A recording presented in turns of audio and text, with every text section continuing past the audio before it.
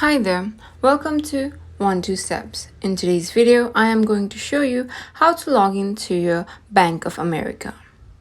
So to log into your Bank of America, first we need to go to any web browser. In today's video, I am going to use Google.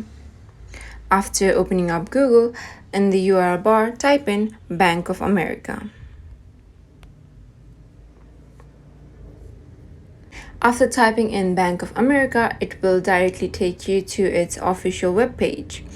And after landing on the webpage, you will see a login button in the very topmost right corner. Click on that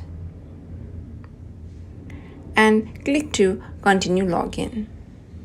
After clicking to login, you'll land on the login page, and there you will see the user ID box and the password box.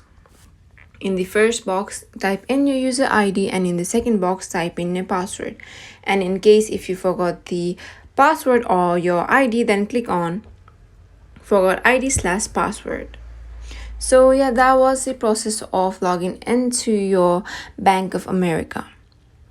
Hope this video was helpful. If it was, then don't forget to give this video a thumbs up and hit the subscription button and ring the notification bell so that you can get notification of our newest upload. For now, thank you for watching the video.